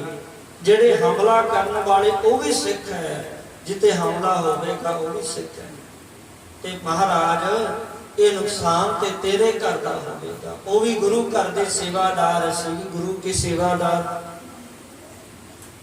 ਇਹਦੇ ਵਿੱਚ ਬਹੁਤ ਵੱਡੀ ਨਰਾਦਰੀ ਹੋਵੇਗੀ ਤੇ ਦੁਨੀਆ ਕੀ ਕਹੇਗੀ। ਅੱਜ ਸਿੱਖ ਰਾਜ ਕੀ ਹੋ ਗਿਆ, ਸਿੱਖ ਆਪਸ ਵਿੱਚ ਲੜਨੇ ਸ਼ੁਰੂ ਹੋ ਗਏ। ਤੇ ਗੁਰੂ ਰਾਮਦਾਸ ਮਹਾਰਾਜ ਦੇ ਚਰਨਾਂ 'ਚ ਮਹਾਰਾਜਾ ਰਣਜੀਤ ਸਿੰਘ ਜੀ ਅਰਦਾਸ ਕਰਦੇ ਰਹੇ, ਬੇਨਤੀ ਕਰਦੇ ਰਹੇ, ਮਹਾਰਾਜ ਅੱਜ ਤੁਸੀਂ ਸਾਡੀ ਇੱਜ਼ਤ ਰੱਖੋ, ਸਾਡਾ ਤੁਸੀਂ ਪੱਖ ਰੱਖੋ, ਸਾਨੂੰ ਜੰਗ ਵੀ ਨਾ ਲੜਨਾ ਪਵੇ ਤੇ ਇਹ ਫੈਸਲਾ ਵੀ ਹੋ ਜਾਵੇ। ਕਿਉਂਕਿ ਦੋਵੇਂ ਦਲ ਬਹੁਤ ਤਕੜੇ ਸਨ। ਜੇ ਜੰਗ ਹੁੰਦਾ ਤੇ ਬਹੁਤ ਭਾਰੀ ਨੁਕਸਾਨ ਦੋਵੇਂ ਦਲਾਂ ਦਾ ਹੋਣਾ ਸੀ, ਸਿੱਖ ਪੰਥ ਦਾ ਹੋਣਾ ਸੀ। ਤੇ ਫਿਰ ਕਹਿੰਦੇ ਭਾਈ ਦੋਵਾਂ ਦਲਾਂ ਦੇ ਜਦੋਂ ਐਨ ਤੋਪਾਂ ਬੀੜੀਆਂ ਹੋਈਆਂ ਨੇ, ਫੌਜਾਂ ਆਮਣੇ ਸਾਹਮਣੇ ਹੋ ਚੁੱਕੀਆਂ ਨੇ, ਤੇ ਹੁਣ ਜੰਗ ਕੋਈ ਰੋਕ ਨਹੀਂ ਸਕਦਾ। ਪਰ ਮਹਾਰਾਜਾ ਰਣਜੀਤ ਸਿੰਘ ਜੀ ਕਹਿੰਦੇ ਆਪਾਂ ਪਹਿਲ ਨਹੀਂ ਕਰਾਂਗੇ, ਆਪਾਂ ਇਹਨਾਂ ਸਿੱਖਾਂ ਦੇ ਉੱਪਰ ਗੋਲੀ ਜਾਂ ਬੰਦੂਕ ਨਹੀਂ ਚਲਾਉਣੀ, ਬਸ ਖੜੇ ਰਹੋ। ਕਹਿੰਦੇ ਐਨ ਜਮਾ ਮੌਕੇ ਤੇ ਵੀ ਹੁਣ ਬਸ ਹਮਲਾ ਉਧਰੋਂ ਜੇ ਥੋੜਾ ਜਿਹਾ ਹੋ ਗਿਆ ਤੇ ਜੰਗ ਛਿੜ ਜਾਣਾ। ਜੇ ਉਧਰੋਂ ਕਿਸੇ ਨੇ ਚਲਾ ਦਿੱਤੀ ਇੱਕ ਗੋਲੀ ਤੇ ਜੰਗ ਹੋ ਜਾਣਾ ਬਸ, ਫਿਰ ਚੱਲ ਪੈਣਾ। ਕਹਿੰਦੇ ਐਨ ਟਾਈਮ ਦੇ ਵਿਚਕਾਰ ਫਿਰ ਅਕਾਲੀ ਫੂਲਾ ਸਿੰਘ ਜੀ ਦੋਵਾਂ ਦਲਾਂ ਦੇ ਵਿਚਾਲੇ ਆਣ ਖੜੇ ਹੋਏ। ਫਿਰ ਉਹਨਾਂ ਨੇ ਦੋਵਾਂ ਦਲਾਂ ਨੇ ਵਿਚਾਲੇ ਆਣ ਕੇ ਦੋਵੇਂ ਦਲਾਂ ਨੂੰ ਆਖਿਆ ਵੀ ਤੁਸੀਂ ਆਪਣੇ ਆਪਣੇ ਰਾਜ ਵਾਸਤੇ ਜੰਗ ਕਰ ਰਹੇ ਹੋ, ਤੁਸੀਂ ਜੰਗ ਕਰੋ। ਉੱਚੀ ਆਵਾਜ਼ ਵਿੱਚ ਲਲਕਾਰਿਆ। ਪਰ ਅਸੀਂ ਕਹਿੰਦੇ ਆ ਵੀ ਤੁਸੀਂ ਜੰਗ ਲੜਨ ਤੋਂ ਪਹਿਲਾਂ ਆਪਣੀ ਤੋਪ ਦਾ ਜਿਹੜਾ ਗੋਲਾ ਹੈ ਸਾਡੇ ਤੇ ਚਲਾਓਗੇ, ਕਿਉਂਕਿ ਪਰਮਾਤਮਾ ਅਰਦਾਸ ਸੁਣਦਾ ਹੈ, ਬੇਨਤੀ ਸੁਣਦਾ ਹੈ। ਇਹ ਅਕਾਲੀ ਫੂਲਾ ਸਿੰਘ ਜੀ ਸ੍ਰੀ ਹਰਿਮੰਦਰ ਸਾਹਿਬ ਦੇ ਵਿੱਚ ਸੇਵਾ ਨਿਭਾਇਆ ਕਰਦੇ ਨੇ। ਉਹਨਾਂ ਦਾ ਸਤਿਕਾਰ ਮਹਾਰਾਜਾ ਰਣਜੀਤ ਸਿੰਘ ਜੀ ਵੀ ਬਹੁਤ ਕਰਦੇ ਆ, ਤੇ ਉਹਨਾਂ ਦਾ ਜਿਹੜਾ ਸਤਿਕਾਰ ਹੈ, ਜਿਹੜੀ ਦੂਸਰੀ ਮਿਸਲ ਹੈ, ਉਹ ਵੀ ਬਹੁਤ ਕਰਦੇ ਆ। इस करके उन्होंने कहा कि ये सिख राज इस वास्ते नहीं होया तुसी आपस में झगड़ा कर करके तोपा चला चला के मर जाओ, इदा ही अपना जीवन बर्बाद कर दोगे। ते साध संगत उन्होंने फिर कहा कि तुसी दोवें तुसी जंग करो, मुकाबला करो, पर सब तो पहला जिहड़ा गोला है वो साडे शरीर ते दागना पएगा। इधर महाराजा रणजीत सिंह वल किया, पहला गोला तुहाडा मेरे शरीर ते आके लगे। उधर उधरों कहा कि तुसी जिहड़ा गोला चलाउणा है पहला मेरे शरीर ते चलाओ। पर भाई उन्हां महापुरुषां दी अकाली फूला सिंह जी दी अथाह बंदगी, अथाह भजन, इन्ना रोग, इन्ना प्रताप चेहरे दा, कहंदे भी दोवें दलां दे सरदारां दे मुंह उस समय झुक गए, क्योंकि कोई भी नहीं चाहता भी अपना अकाली फूला सिंह जी दे उत्ते हमला करिए, क्योंकि सिख संगत इन्हां नूं बहुत ज्यादा प्रेम करदी, आप भी बड़ा प्रेम करते आ भी इस जंग दे लई असीं इहदी कुर्बानी नहीं दे सकते। दोवां दे सिर झुके, दोवां दीयां टोपां झुकियां ते जंग शुरू करन दी हिम्मत नहीं रही। फिर साध संगत जी बाबा अकाली फूला सिंह जी ने दोवां दलां दे विच समझौता कराया। कुछ जगीरां दी गल सी, कुछ गलबात सी, वो दोवां दी दूर कीती गई ते दोवां दे विच फैसला करवा दिता गया। ते उन्होंने भी फिर महाराजा रणजीत सिंह जी के असूल देख के, इन्हां दी निमरता देख के इन्हां नूं अपना महाराजा मन लिया।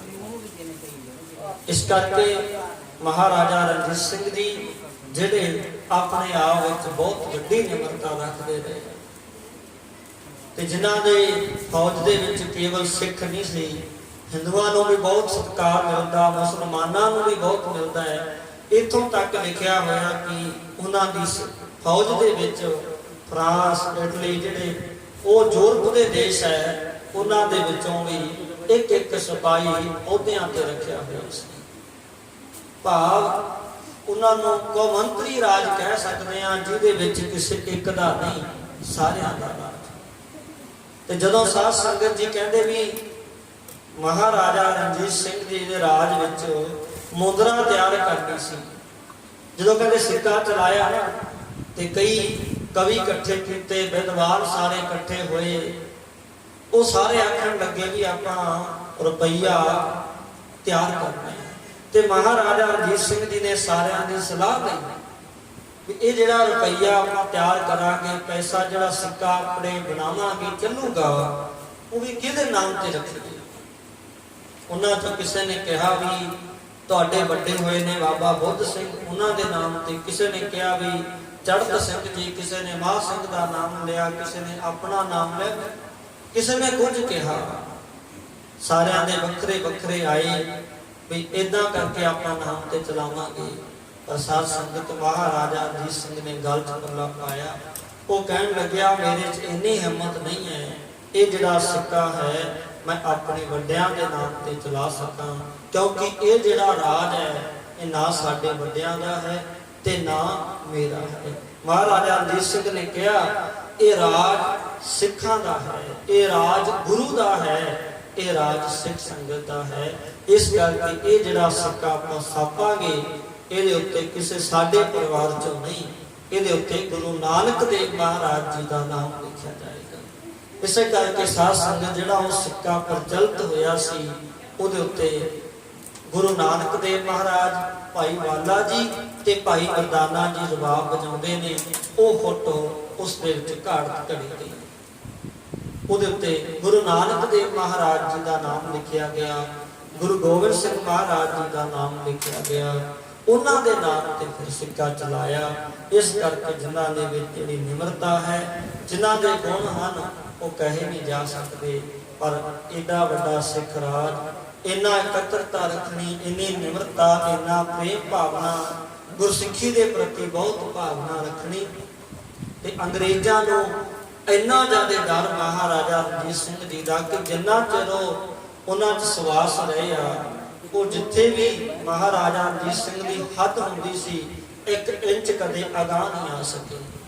ਇਹੋ ਜਿਹੇ ਜੰਗ ਅੰਗਰੇਜ਼ਾਂ ਨਾਲ ਵੀ ਕੀਤੇ, ਮੁਗਲਾਂ ਨਾਲ ਵੀ ਕੀਤੇ ਕਿ ਮੁਗਲ ਮਹਾਰਾਜਾ ਰਣਜੀਤ ਸਿੰਘ ਜੀ ਦੇ ਨਾਂ ਤੋਂ ਕੰਬ ਜਾਂਦੇ ਸੀ। ਜੇ ਕਿਤੇ ਉਹਨਾਂ ਦੇ 1 ਇੰਚ ਵੀ ਹਿੱਸੇ ਚਲੇ ਗਏ ਤੇ ਸਾਨੂੰ ਕੋਈ ਬਖਸ਼ੇਗਾ ਨਹੀਂ। ਇੰਨਾ ਜਜ਼ਬਾ ਸੀ, ਇੰਨਾ ਵੱਲ ਸੀ, ਇੰਨੀ ਗੁਰੂ ਦੀ ਕਿਰਪਾ ਸੀ, ਕਿਉਂਕਿ ਉਹ ਆਪਣੀ ਫੌਜ ਦੇ ਵਿੱਚ ਨਿਤਨੇਮੀ ਸਿੰਘ ਰੱਖਦੇ। ਜਿਹੜਾ ਕੋਈ ਸਿੱਖ ਫੌਜ ਵਿੱਚ ਭਰਤੀ ਹੁੰਦਾ ਉਹਦੇ ਲਈ ਨਿਤਨੇਮ ਕਰਨਾ ਜ਼ਰੂਰੀ ਸੀ, ਉਹਦੇ ਲਈ ਗੁਬਾਣਾ ਹੋਣਾ ਜ਼ਰੂਰੀ ਸੀ, ਉਹਦੇ ਲਈ ਸਿਮਰਨ ਕਰਨਾ ਜ਼ਰੂਰੀ ਸੀ। ਉਹ ਇਹ ਸਮਝਾਉਂਦੇ ਸੀ ਕਿ ਜਿਹੜਾ ਮੁਸਲਮਾਨ ਆਪਣੇ ਧਰਮ 'ਚ ਰਹੇ, ਹਿੰਦੂ ਆਪਣੇ ਧਰਮ 'ਚ ਰਹੇ, ਪਰ ਸਿੱਖ ਆਪਣੇ ਧਰਮ ਵਿੱਚ ਪੱਕਾ ਰਹੇ। ਇਸੇ ਕਰਕੇ ਸਾਧ ਸੰਗਤ ਜਦੋਂ ਵੀ ਕਿਤੇ ਜੰਗ ਲੜਦੇ ਤੇ ਜੰਗ ਲੜਨ ਵੇਲੇ ਜਿਹੜਾ ਕੋਈ ਦੁਸ਼ਮਣ ਹੁੰਦਾ ਉਹ ਥਰ ਥਰ ਕੇ ਕੰਬਣ ਲੱਗ ਜਾਂਦਾ ਸੀ। ਇਹੀ ਕਾਰਨ ਹੈ ਕਿ ਅੰਗਰੇਜ਼ ਇਹ ਸਮਾਂ ਲੱਭਦੇ ਰਹੇ, ਕਦੋਂ ਸਮਾਂ ਆਏਗਾ ਜਦੋਂ ਅਸੀਂ ਪੰਜਾਬ ਦੇ ਵਿੱਚ ਜਾਵਾਂਗੇ। ਤਾਂ ਕਾਫੀ ਬਹੁਤ ਵੱਡਾ ਇਤਿਹਾਸ ਹੈ। ਮਹਾਰਾਜਾ ਰਣਜੀਤ ਸਿੰਘ ਦੀ ਜਦੋਂ ਤਕਰੀਬਨ 1839 ਈਸਵੀ ਦੇ ਵਿੱਚ ਆਪਣਾ ਜਿਹੜਾ ਸਰੀਰ ਹੈ ਉਹ ਤਿਆਗ ਜਾਂਦੇ ਆ। ਕੁਝ ਕਾਰਨ ਬਣ ਜਾਂਦੇ ਆ, ਕੁਝ ਬਿਮਾਰੀਆਂ ਹੁੰਦੀਆਂ ਨੇ, ਕੁਝ ਰੋਗ ਹੁੰਦੇ ਨੇ। ਰੋਗਾਂ ਦੇ ਵਿੱਚ ਤੇ ਸਾਧ ਸੰਗਤ ਜੀ ਮਹਾਰਾਜਾ ਰਣਜੀਤ ਸਿੰਘ ਆਪਣਾ ਸਰੀਰ ਜਦੋਂ ਤਿਆਗਦੇ ਆ, ਉਦੋਂ ਬਾਅਦ ਮਹਾਰਾਜਾ ਖੜਕ ਸਿੰਘ ਜੀ ਉਸ ਤਖਤ ਉੱਪਰ ਬੈਠਦੇ ਆ। ਪਰ ਉਹਦੇ ਨਾਲ ਨਾਲ ਜਿਵੇਂ ਡੋਗਰੇ ਸੀ ਭਾਈ ਧਿਆਨ ਸਿੰਘ ਤੇ ਉਹਨਾਂ ਦੇ ਭਰਾ, ਇਹ ਜਿਹੜੇ ਸਾਰੇ ਸੀ, ਇਹਨਾਂ ਨੇ ਫਿਰ ਦੇਖਿਆ ਵੀ ਮਹਾਰਾਜਾ ਖੜਕ ਸਿੰਘ ਜਿਹੜਾ ਹੈ ਇਹਨੂੰ ਤਖਤ ਤੋਂ ਕਿਵੇਂ ਲਾਇਆ ਜਾਵੇ ਤੇ ਕਿਵੇਂ ਜਿਹੜਾ ਰਾਜ ਹੈ ਇਹ ਆਪਣੇ ਵਸ ਵਿੱਚ ਕੀਤਾ ਜਾਵੇ। ਤੇ ਇਸੇ ਕਰਕੇ ਸਾਧ ਸੰਗਤ ਇਹਨਾਂ ਨੇ ਸ੍ਰੀ ਸਾਹਿਬਾਂ ਵੀ ਪਾਈਆਂ ਸੀ ਤੇ ਦਿਖਲਾਵੇ ਮਾਤਰ ਬਹੁਤ ਕੁਝ ਸੀ, ਪਰ ਅੰਦਰ ਜਿਹੜੀ ਭਾਵਨਾ ਹੈ ਉਹ ਇਹਨਾਂ ਦੀ ਖੋਟੀ ਸੀ। ਇਸ ਕਰਕੇ ਮਹਾਰਾਜਾ ਰਣਜੀਤ ਸਿੰਘ ਜੀ ਨੂੰ ਵੀ ਕਈ ਕਾਰਨਾਂ ਕਰਕੇ ਜੇਲ੍ਹ 'ਚ ਕਰਾਉਣਾ, ਉੱਥੇ ਉਹਨਾਂ ਨੂੰ ਸ਼ਹੀਦ ਕਰਵਾ ਦੇਣਾ। ਇਦੋਂ ਬਾਅਦ ਉਹਨਾਂ ਦੇ ਪੁੱਤਰ ਨੂੰ ਬਿਠਾਉਣਾ, ਬਹੁਤ ਸਾਰੇ ਯਤਨ ਕੀਤੇ। ਫਿਰ ਅੰਗਰੇਜ਼ਾਂ ਦੇ ਨਾਲ ਜੰਗ ਸ਼ੁਰੂ ਕਰ ਰਹੇ ਨੇ ਤੇ ਜਦੋਂ ਜੰਗ ਸ਼ੁਰੂ ਹੋ ਜਾਂਦਾ ਤੇ ਆਪ ਜਾ ਕੇ ਦੂਜੇ ਪਾਸੇ ਖੜੇ ਹੋ ਜਾਣਾ ਤੇ ਸਿੰਘਾਂ ਨੂੰ ਸ਼ਹੀਦ ਕਰਾਉਣਾ। ਕਦੇ ਤੋਪਾਂ ਦੇ ਵਿੱਚ ਬਰੂਦ ਦੀ ਥਾਂ ਤੇ ਸਰੋਂ ਪਾ ਦੇਣੀ, ਕਦੇ ਕਿਵੇਂ ਕਰ ਦੇਣਾ, ਕਦੇ ਕਿਵੇਂ ਕਰ ਦੇਣਾ। ਕਹਿਣ ਤੋਂ ਭਾਵ ਸਿੱਖ ਫੌਜ ਇੱਕ ਇਹੋ ਜਿਹੀ ਫੌਜ ਸੀ ਮਹਾਰਾਜਾ ਰਣਜੀਤ ਸਿੰਘ ਸਮੇਂ ਜਿਹਨੂੰ ਕੋਈ ਜਿੱਤ ਨਹੀਂ ਸਕਦਾ ਸੀ। ਉਹਨਾਂ ਨੇ ਤਲਵਾਰਾਂ ਨਾਲ ਵੀ ਇਹੋ ਜਿਹੇ ਆਹੋ ਲਾਹੇ ਕਿ ਦੁਸ਼ਮਣ ਕੰਬ ਉੱਠਦਾ ਸੀ। ਪਰ ਕਹਿੰਦੇ ਭਾਈ ਇਹਨਾਂ ਡੋਗਰਿਆਂ ਨੇ ਬੇਈਮਾਨੀਆਂ ਕਰ ਕਰਕੇ, ਧੋਖੇ ਕਰ ਕਰਕੇ, ਹੌਲੀ ਹੌਲੀ ਕਰਦਿਆਂ 1845-46 ਈਸਵੀ ਦੇ ਕਰੀਬ ਸਿੱਖ ਫੌਜ ਜਿਹੜੀ ਆ ਉਹ ਖਤਮ ਕਰਨ ਦੀ ਕਗਾਰ ਤੇ ਲੈ ਆਂਦੀ। ਭਾਵ ਅੰਗਰੇਜ਼ਾਂ ਦੇ ਨਾਲ ਮਿਲ ਗਏ ਤੇ ਏਡਾ ਵੱਡਾ ਧੋਖਾ ਕਰਕੇ। ਤੇ ਜੋ ਮਹਾਰਾਜਾ ਰਣਜੀਤ ਸਿੰਘ ਜੀ ਦੇ ਪਰਿਵਾਰ ਦੇ ਵਿੱਚ ਅਗਾਹਾਂ ਮਹਾਰਾਜੇ ਆਏ, ਉਹਨਾਂ ਦੇ ਨਾਲ ਵੀ ਧੋਖਾ ਕਰਦੇ ਰਹੇ। ਤੇ ਇੱਕ ਦਿਨ ਐਸਾ ਆਇਆ ਕਿ ਸਿੱਖ ਰਾਜ ਇਹਨਾਂ ਨੇ ਖਤਮ ਕਰ ਦਿੱਤਾ। ਸੋ ਇਸ ਕਰਕੇ ਸਾਧ ਸੰਗਤ ਜੀ ਉਹਨਾਂ ਜਿਹੜੇ ਮਹਾਂਪੁਰਸ਼ ਹੋਏ ਨੇ, ਸੰਤ ਹੋਏ ਨੇ, ਸਿੰਘ ਹੋਏ ਨੇ, ਜਾਂ ਜਿਵੇਂ ਮਹਾਰਾਜਾ ਰਣਜੀਤ ਸਿੰਘ, ਉਹਨਾਂ ਦੀ ਅੱਜ ਵਰਸੀ ਮਨਾਈ ਜਾ ਰਹੀ ਹੈ। ਉਹਨਾਂ ਦੀ ਜੋ ਦੇਣ ਹੈ ਉਹ ਆਪਾਂ ਕਿਵੇਂ ਦੇ ਸਕਦੇ ਹਾਂ, ਉਹਨਾਂ ਦੀ ਕੀ ਸਿਫਤ ਕਰ ਸਕਦੇ ਹਾਂ।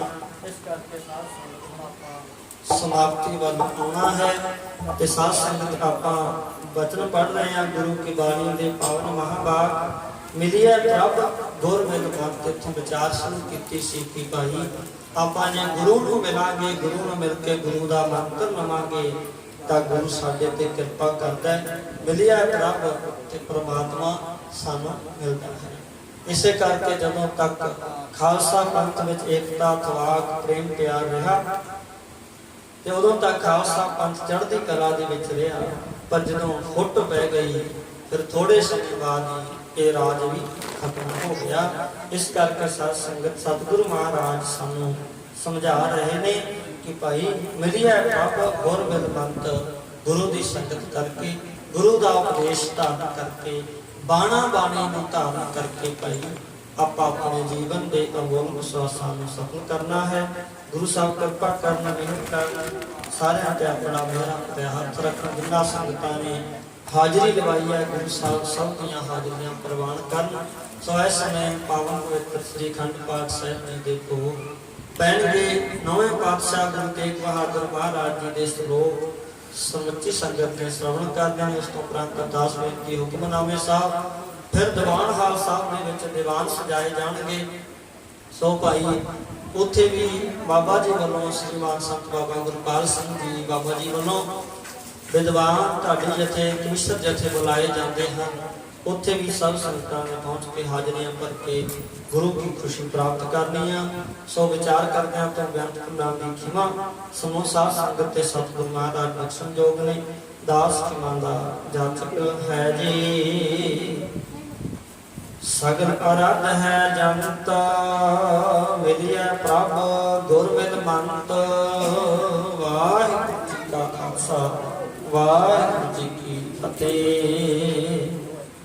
ਆਏ ਪ੍ਰਭ ਸਰਨਾਗਤੀ